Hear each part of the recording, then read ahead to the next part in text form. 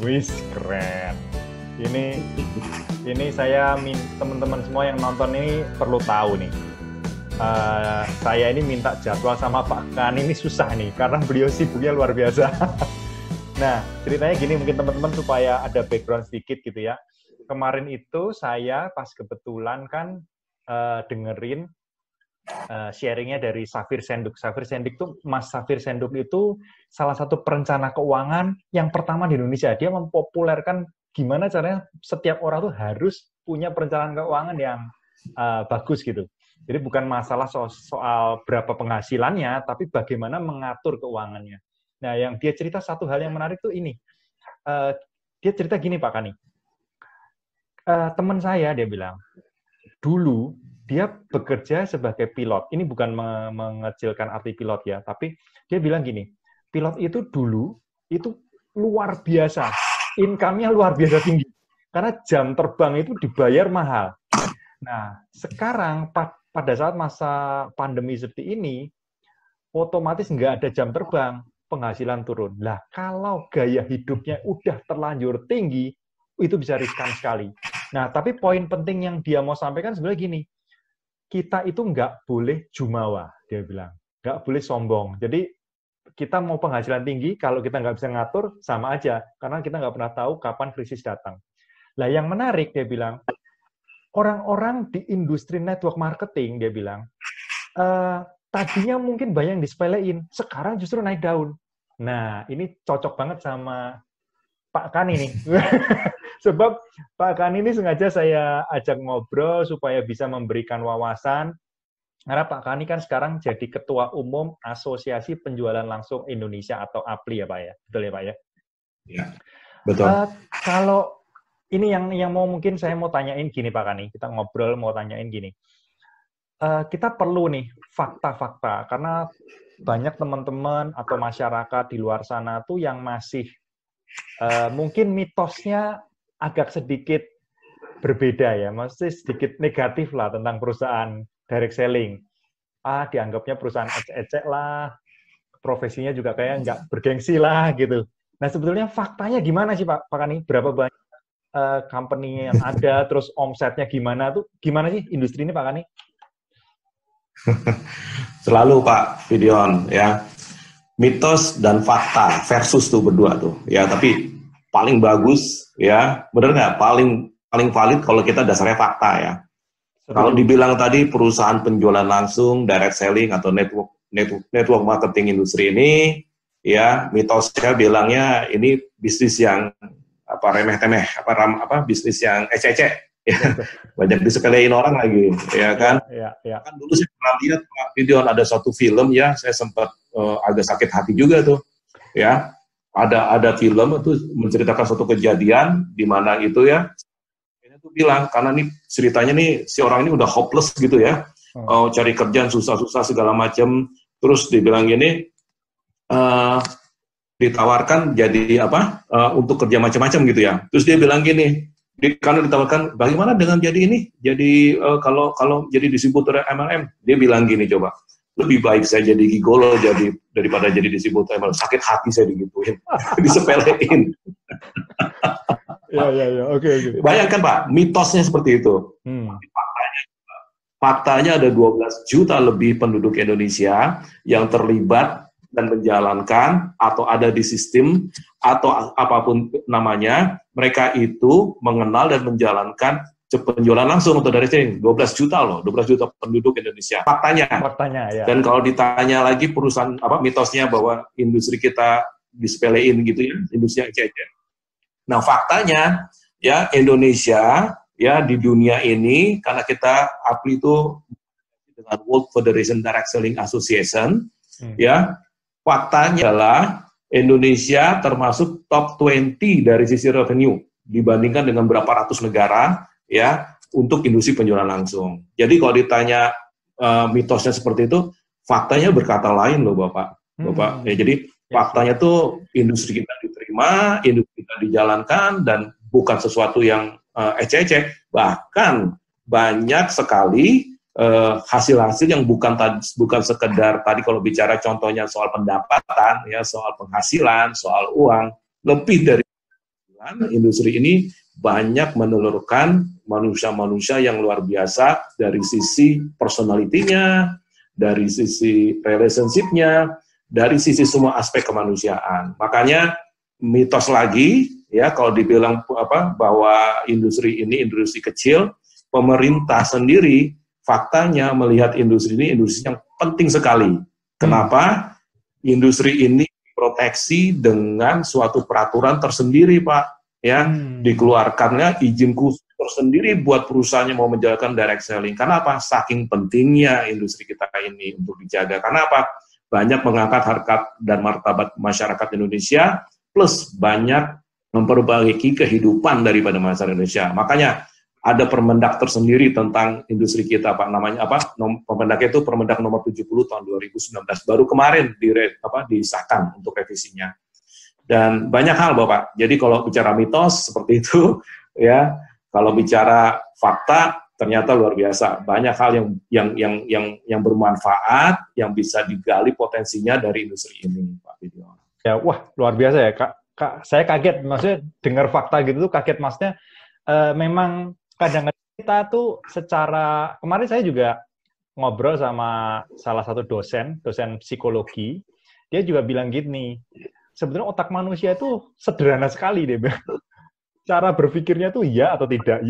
Jadi kadang-kadang mikirnya itu nggak pakai data gitu. Jadi mikirnya itu masih kata orang gini ya udah enggak gitu. Padahal kalau dilihat datanya, wah ini benar-benar satu peluang yang bagus ya, apalagi di era pandemi seperti ini ya, Pak. Oh iya, paling enggak ya, ini pengalaman saya Pak Fidion ya, lebih dari 25 tahun di industri ini, ya ada beberapa, terutama tentang krisis keuangan ya, yang paling parah tahun 98 deh waktu itu, 97-98 ya, dimana pada waktu itu ya mungkin Pak Fidion mengalami juga, ya atau mungkin Pak Fidion tuh milenial ya, jadi nggak gitu ngalamin ya, mungkin yang demo-demonya kali Pak Fidion nih. Waktu itu saya milenial, Pak, waktu itu. Tapi sekarang anak saya 2, Pak. SMA. Ya, jadi pada saat itu kenyataannya ya, banyak masyarakat kita yang terbantu karena direct selling. Dan pada saat itu, pada tahun itu, jumlah perusahaan direct selling ataupun jual langsung yang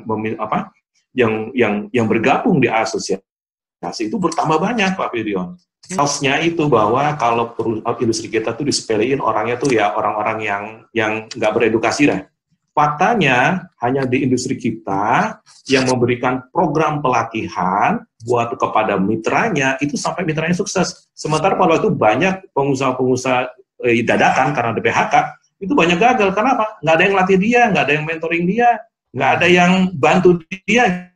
Ya, nah pada kenyataannya ya di situasi kayak ini kita dibutuhkan sekali Pak, karena paling enggak di asosiasi kami lah 60% lebih ya dari perusahaan-perusahaan yang ada di asosiasi ini menjual produk-produk yang ternyata membantu kesehatan Pak. Ya, jadi situasi ini banyak teman-teman ya di industri kami ini kemarin-kemarin ini bulan ini wah Pak ternyata pertumbuhan penjualan kami naik Pak. Karena apa? Lagi dibutuhin produknya Pak. Ya. Terus juga saat ini, wah ini banyak layoff gitu ya, banyak program-program PHK kayak terjadi ya, seperti tahun 98 kemarin. Ya itu, ya ternyata di industri ini selain diremehin, ternyata dibutuhin loh Pak, faktanya. Diremehin dianggap begitu saja, tapi ternyata dibutuhin pada situasi-situasi tertentu. Dan makanya pemerintah kita menaruh perhatian khusus industri ini karena apa? Bayangkan pemerintah nggak perlu terlalu banyak contohnya tidak perlu mengucurkan kredit, tidak perlu memberikan banyak privilege, ya hanya memproteksi industri kita tuh bisa membantu banyak orang baik dari sisi kesehatan, ya pendapatan, ya karena pada saat ini nih di COVID-19 ini ada 2 hal yang paling penting Pak, life and income ya. Yes. Nah, dari sisi life, seperti saya katakan tadi, lebih 60% perusahaan yang ada di asosiasi itu menjual produk kesehatan. Dan beberapa hari yang lalu deh, Pak Fidion, kami diajak meeting dengan Kementerian Kesehatan ya. Karena kan sekarang COVID itu vaksinnya belum ada ya, belum ditemuin ya Pak ya, belum ada obatnya lah. Belum. Benar ya? Nah, kami diajak meeting ya, karena mereka melihat ya banyak anggotanya perusahaan-perusahaan yang ada di Apple ini bergerak di bidang suplemental kesehatan. Terus mereka punya ide, mereka akan buat atau gimana caranya bentuknya ya kebijakan atau apa. Jadi suplemental kesehatan untuk penanganan COVID-19. Jadi dengan mengajak kita gitu loh Pak. Jadi apakah dianggap sepele gitu? Itu mitos. Pada dasarnya ya Pak, kalau itu mitos dianggap sepele, hampir semua perusahaan-perusahaan yang ada di industri penunjang langsung itu mempunyai research and development yang luar biasa, Pak. Jadi produk yang dikeluarkan nggak sembarangan. Makanya Kementerian Kesehatan pun juga mengajak kita gitu. Nah, bicara tentang income, ya. Sebelum wabah, sebelum ada kasus-kasus kasus 1 dan kasus 2 ya, sebelumnya kami sudah diskusi dengan Kementerian Kesehatan karena kami melihat negara-negara tetangga ya sudah duluan, dan bahkan ada negara tetangga yang sudah lockdown. Akhirnya kita berdiskusi gimana caranya ya kita masih berperan, karena kami yakin banget Pak Gideon bahwa eksistensi industri ini adalah solusi, ya bukan harapan lagi, tapi solusi. Itu faktanya Pak, ya. Jadi bukan sekedar harapan, tapi solusi. Akhirnya tepat di awal April ya, itu Kementerian Perdagangan itu membantu kami dengan memberikan surat edaran yang ditebuskan kepada semua gubernur di Indonesia, kepolisian segala macam, untuk menjadikan perusahaan-perusahaan yang ada di asosiasi ini atau di industri ini masih bisa berjalan Pak. Paling enggak sistem dari distribusinya. Karena Pak, jadi itu tapi faktanya eksistensi kita tuh dibutuhkan dengan masyarakat. Gitu loh Pak. Iya benar-benar. Jadi ini yang mungkin teman-teman yang nonton nih harus tahu ya, bahwa ini sebuah peluang juga ternyata ya Pak. Jadi kalau ibaratnya selama ini, ya kemarin si Mas Safir bilang gitu, selama ini kalau orang-orang yang direct selling itu diremehin, sekarang mereka justru yang lagi naik daun dicari, gitu dia bilang gitu. Ya benar-benar luar biasa. Pak, dari dulu mah dicari-cari Pak, boleh sih. Pak boleh nanya nggak? Kalau di Indonesia sendiri itu sebetulnya kan apa sih sebetulnya yang membedakan antara perusahaan yang valid gitu ya? Maksudnya kan kita ini ya kebetulan saya juga agak ya milenial sih enggak lah Pak, lewat-lewat dikit gitu ya. Jadi kita ini kan sempat dulu ngalamin yang namanya banyak perusahaan-perusahaan yang ternyata ujung-ujungnya tuh hanya money game gitu. Nah, itu yang bikin orang terus jadi sedikit antipati kan. Sebenarnya kalau dari Apli sendiri, gimana sih buat masyarakat itu bisa tahu mana sih perusahaan yang legal, mana sih perusahaan yang sehat, mana sih perusahaan yang benar gitu. Itu gimana caranya tahu, Pak?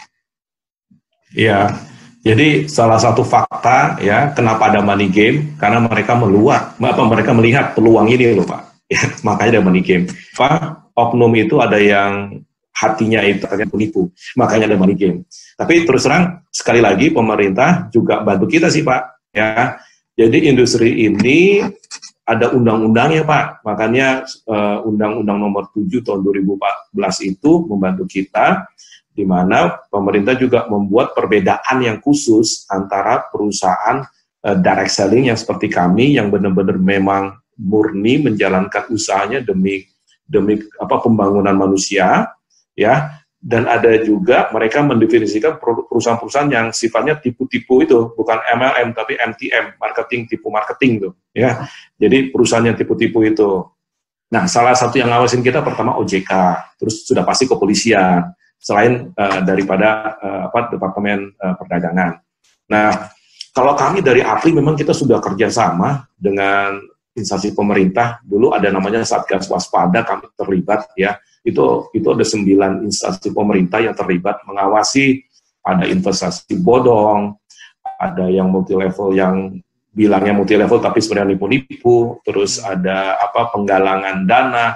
Pada intinya sih masyarakat sudah mulai pandai memilih sebenarnya Pak Gideon. Ya, karena kemarin survei yang kita buat itu di akhir tahun kemarin ya Pak Gideon ya, 70% masyarakat Indonesia itu sudah bisa membedakan mana money game, mana the real direct selling company. 70% mereka sudah tahu, karena mungkin informasinya dan waktu itu edukasi dan sosialisasi yang kita lakukan bersama pemerintah tuh, bahkan kita roadshow sampai ke beberapa daerah ya, hanya sekedar menjelaskan bahwa ke kampus, bahkan ke kampus-kampus juga.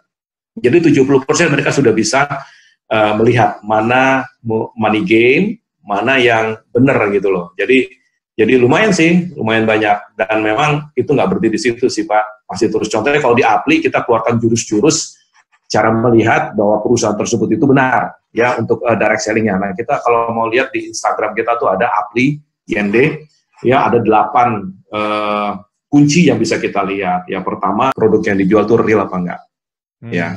Yang dijual real itu maksudnya kadang-kadang yang namanya money game itu produk bukan jadi hal yang utama, tapi yang hal utama adalah uang aja mereka nyari ya. Terus dilihat nomor 2, biaya pendaftaran biasanya ya. Money game itu mengambil keuntungan dari biaya pendaftaran Pak Fidion, bukan dari penjualan barang ya. Jadi patut dicurigai ada perusahaan atau orang yang menawarkan Anda dengan harga pendaftaran yang selangit. Itu pasti ada apa-apanya tuh.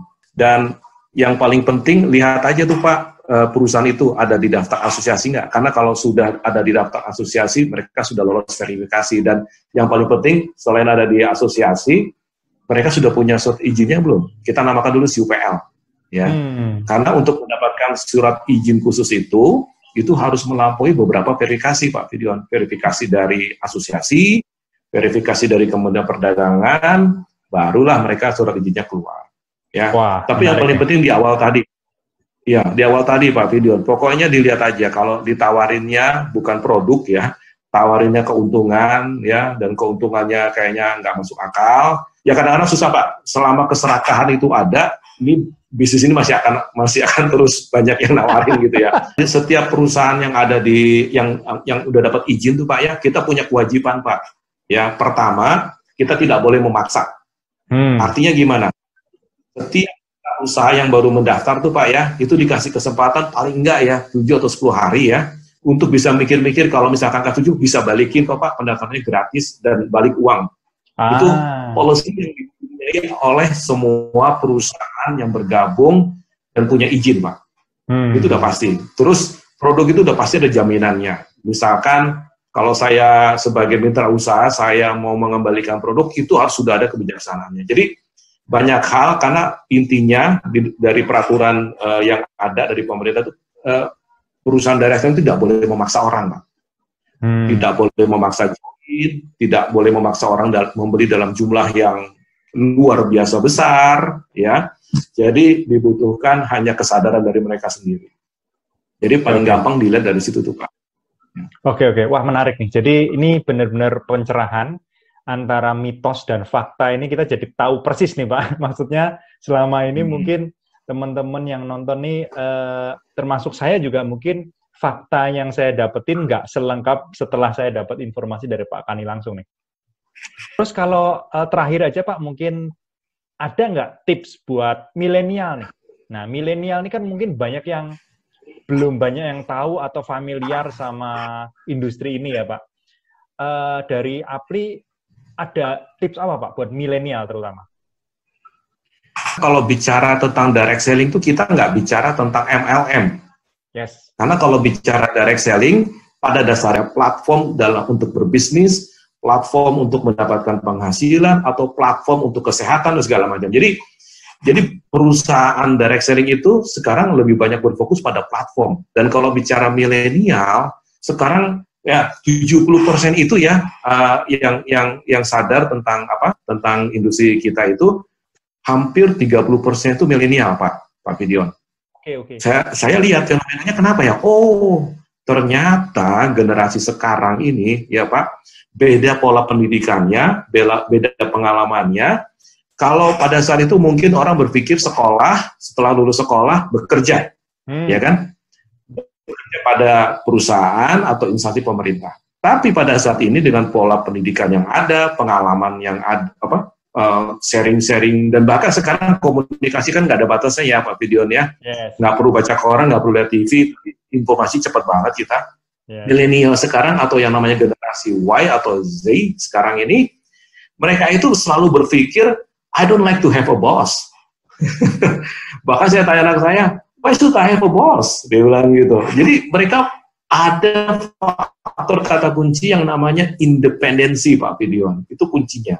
Dan mereka melihat, 30% itu melihat ketika disurvei, saya melihat independensi ada di industri penjualan langsung. Makanya banyak para anak muda yang bahkan belum lulus kuliah atau sudah lulus kuliah, mereka instead of cari bekerja, mereka startup. Startupnya bukan bikin perusahaan digital, tapi startup dengan perusahaan direct selling.